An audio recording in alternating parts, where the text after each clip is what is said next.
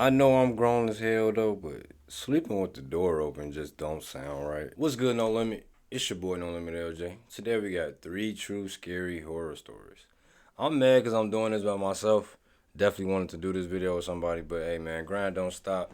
Make sure you hit like, comment, subscribe. We're gonna dive straight into it.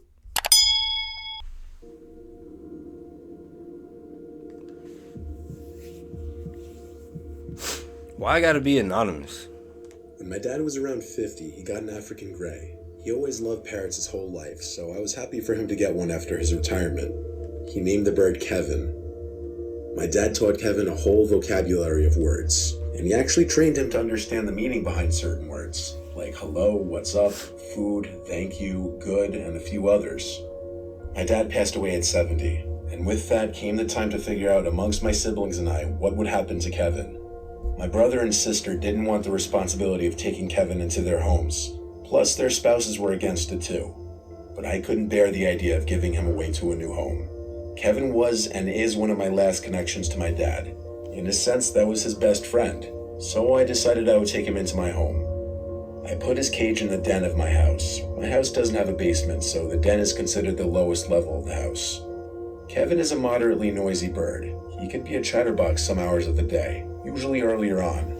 But later in the day and at night, he quiets. So let me guess, his dead, spirit or whatever is gonna be in the bird or something. Down. When he's too noisy, I'll throw a blanket over his cage, and that normally quiets him down. I watch TV in the den at night to keep him company. Then around 10, I'll migrate to my room to let him go to sleep. That's pretty much the backstory behind Kevin. I've been taking care of him for 2 years now, so I know exactly how he behaves and when he's acting out of the ordinary.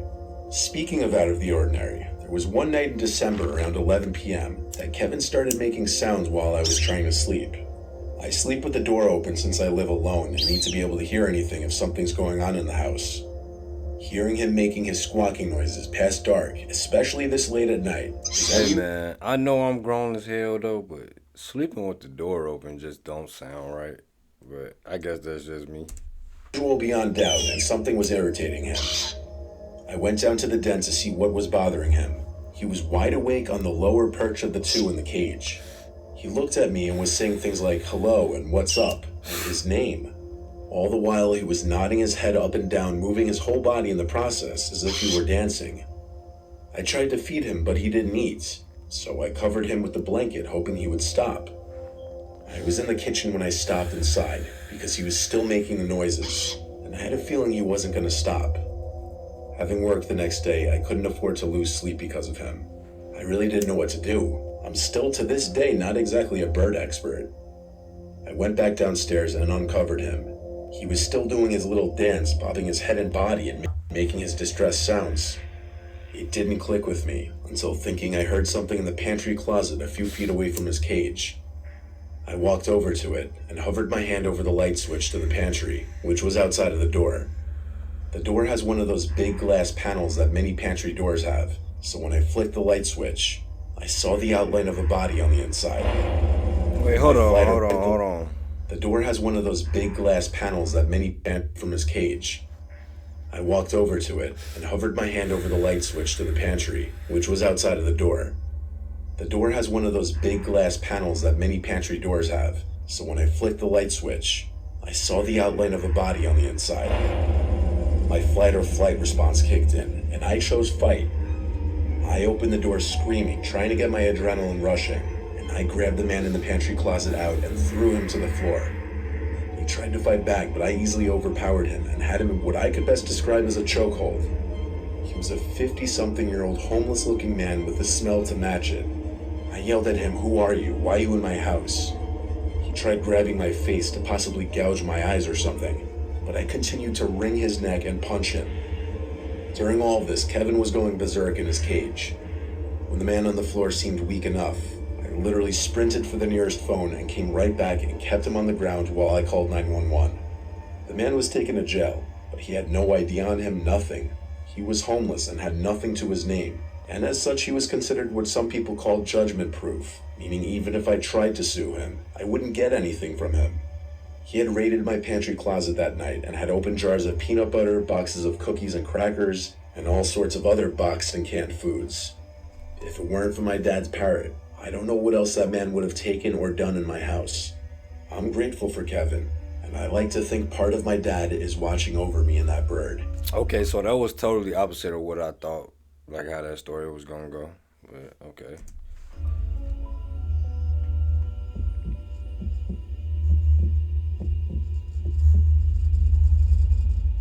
This story takes place when I was a junior in high school. For context, here's a little background information. Back in the day, I was a pretty involved student, took all the hard classes, and was in a few varsity sports. In one of these ways, I was always busy and didn't have much time for myself, and part of me was thankful for that. It provided me an escape from a world where my parents had recently parted ways and my older brother had just gone to college. It was just me and my little brother then. He also was a swimmer and a smart kid in his own right. We were really similar, even to this day. But probably because of the stresses our family situation put on us at the time, we didn't get along, near at all. One of those wet winter days in the Midwest, I'd put in my time at school and swim, and I still had to sit down for several hours of homework. This time I had to write an essay for some advanced class that I wasn't really interested in. I dropped my swim bag at the door when I got home and looked around my house to see if anyone was home. Empty. Dad must be out with Reese at swim practice. His club team had the slot at the pool after the high school team was done. I popped in a mouthful of Cheez-Its and headed down to the basement to my office to get some schoolwork done. The house was a middle-class two-story with an unfinished basement, with the exception of what I referred to as my office. From a career past, my dad used to work from home, but no longer did.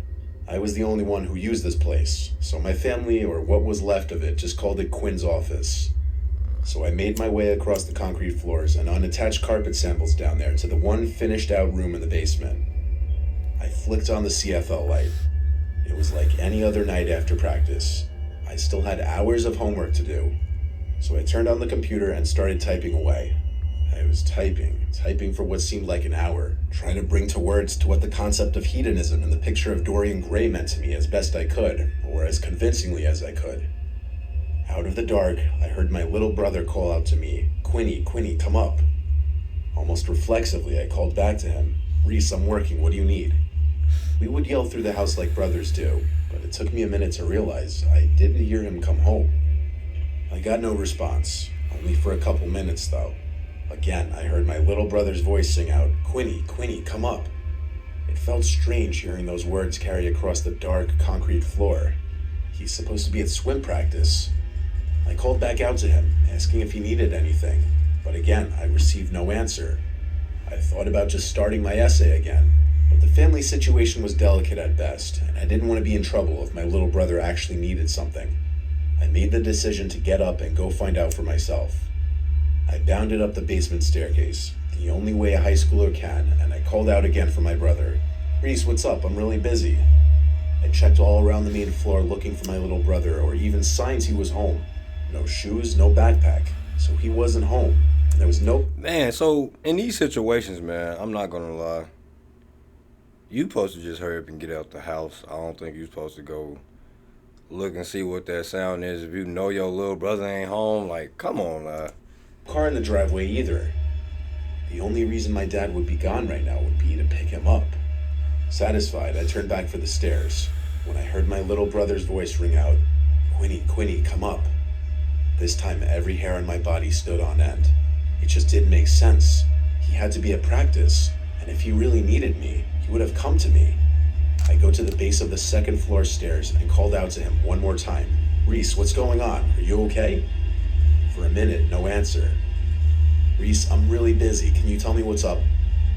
It's quiet for way too long as I stared up the dark staircase. Logically, I had no reason to believe anyone was up there, until I heard Reese's voice calmly speak this time and not call out in his sing-song way those same 4 words.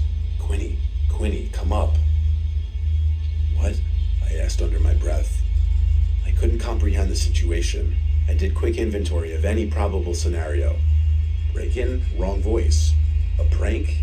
I would have seen something at this point. It had to be Reese, and maybe helping him would make me a good brother. So I began up the stairs. My heart pounded with Wrong. You wasn't supposed to go up the stairs, bro. each step, and I was about to make the landing to the dark second floor. Then I heard the buzz of the garage door motor. I ran back down the stairs and looked out the window. It was my father's sedan, and him and my little brother got out. I stumbled from the window to the hall where they would enter, and I felt my heart almost stop beating. I collapsed on the floor and just started to cry. Here's what is new on Parallels Desktop 19. Experience running Windows on Mac like never before. Our newest version integrates with the newest operating systems, Uncontrollably.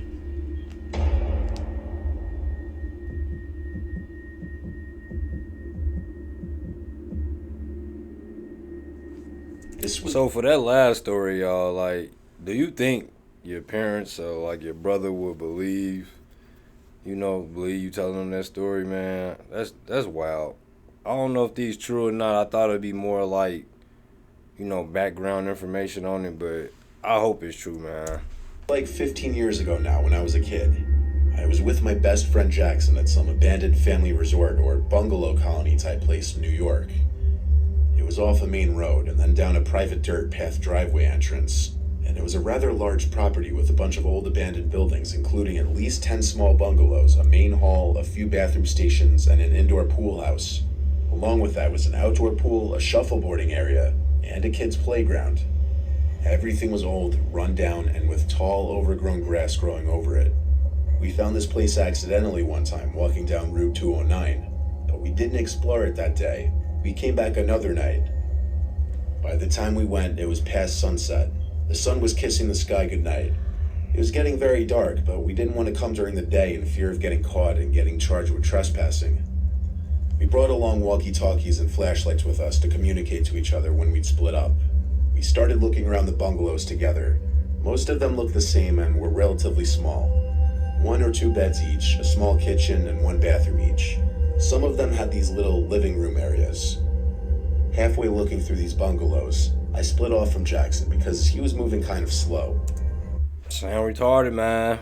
Why you split off, man? Y'all at a new area, abandoned at that, and you walking by yourself because he too slow? Shit, he probably scared, man. Damn. I tried to enter the building that looked to be the main hall or office or something, but every entrance was locked. I walkie-talkied Jackson to tell him that the big building was locked. He didn't walkie-talkie back. I wondered if I was out of range from where he was. 2 minutes later, I found myself at one of the 2 bathroom buildings. It was probably a 400 square foot building. There were no doors to the building, though. It was unusual. It just had 2 big openings, one for the men's room, one for the women's room. I remember the signs being faded and worn out looking. Then I saw these red tracks on the dirty old concrete bathroom floor.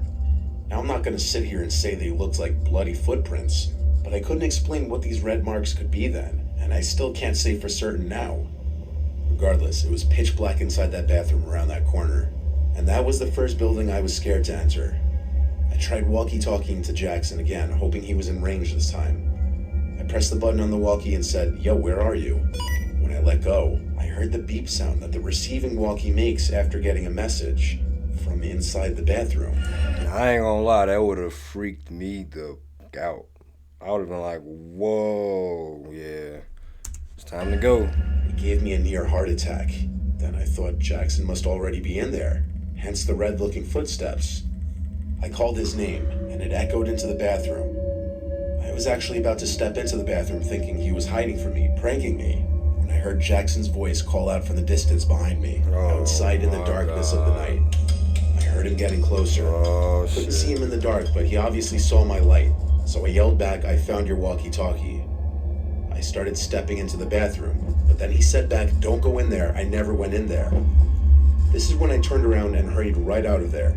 I pressed and released the talk button really quick on my walkie, pausing the beep again from inside that pitch-black women's room. Jackson and I looked at each other for half a second, then began dashing in the direction we came. We made it back to Route 209 and had to stop to catch our breaths. This is when Jackson told me that inside one of the bungalows he went into, he tried walkie-talkieing me, but I wasn't answering, meaning we must have been out of range. But then he heard a noise from the living area of the bungalow. As he turned around, his flashlight revealed an older woman almost running towards him. He dropped his walkie-talkie and flashlight and ran out from the bungalow. He ran in the dark and hid, refraining from making noise in fear of being followed. He hid for a questionable amount of time before looking around and seeing my flashlight across the field, over at the bathrooms. The most likely explanation to me was that some cracked-out drug addict was hiding or living in that abandoned bungalow and for whatever reason lunged at Jackson and picked up his walkie-talkie. What she was doing in that bathroom, who knows? Maybe drugs, maybe the bathroom in the bungalow didn't work. But what I don't know is why was there a trail of what looked like blood in there? Those are my theories, but I can't explain all of it away. And that's the scariest part. I ain't gonna lie. Not gonna lie. The last one was actually good. I fucked with the last one. Please, somebody give me feedback, man, on these stories, man. Like, these be really true? Because that last one was pretty good. Now I'm questioning, like, what really happened? Like, how did this happen in real life, you know? Appreciate all support. Make sure y'all leave that like, comment, subscribe. NoLimitNation, we going up. And we out.